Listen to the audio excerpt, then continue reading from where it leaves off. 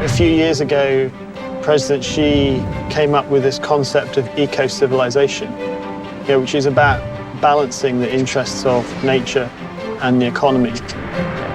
This is a recognition that you cannot have a healthy economy without a healthy environment. The environmental laws, the national parks, the policy turnaround in the Yellow Sea suggests that China is beginning to value the environment more than it has done previously. This is a very positive sign for the future. When targets are set, they are fulfilled here. We can say that China's fulfilling its commitments. China is moving in the right direction.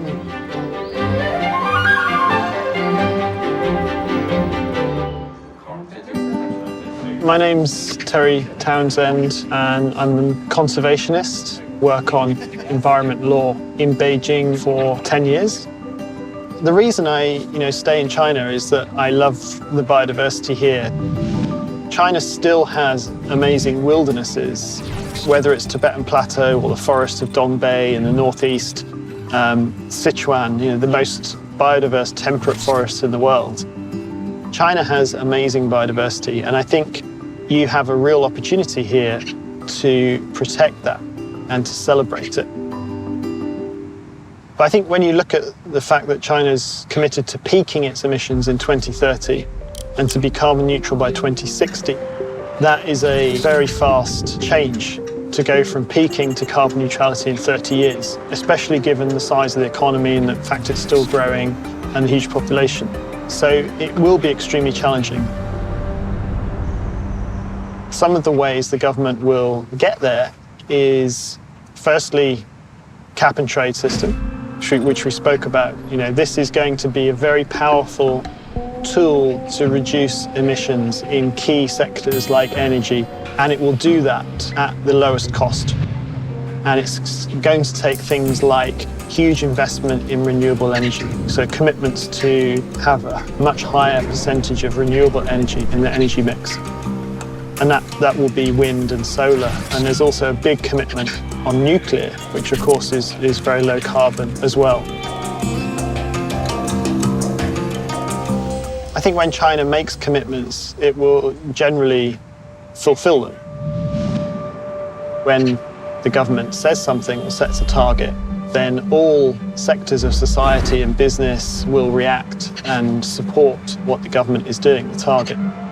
Because I think it really does energize all sectors of society when targets are set here in China. So that makes me optimistic for these ambitious targets that have been set to be fulfilled. And I think this is a recognition that you cannot have a healthy economy without a healthy environment.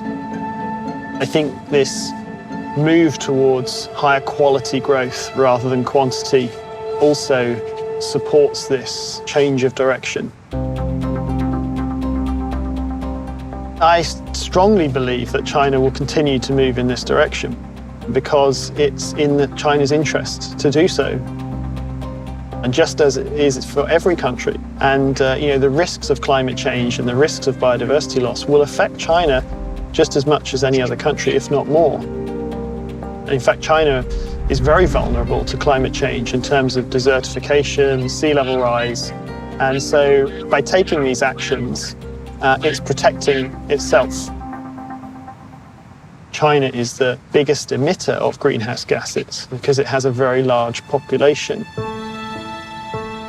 So if countries don't see China acting, it's very easy for them to say, oh, well, if China's not acting, then we won't act, because it doesn't matter, we're small.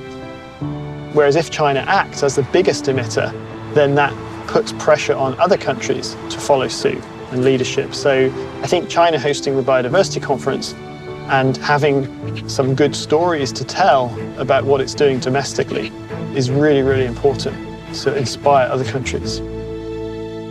Well, I think COP15 Biodiversity Conference in Kunming was the most important meeting on the environment ever, actually. Yeah. I still believe it's possible for us to have a stable climate and for us to protect and begin to restore our biodiversity.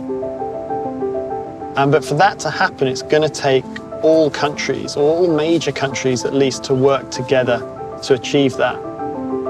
And I think what China is doing now is moving in the right direction and setting a good example.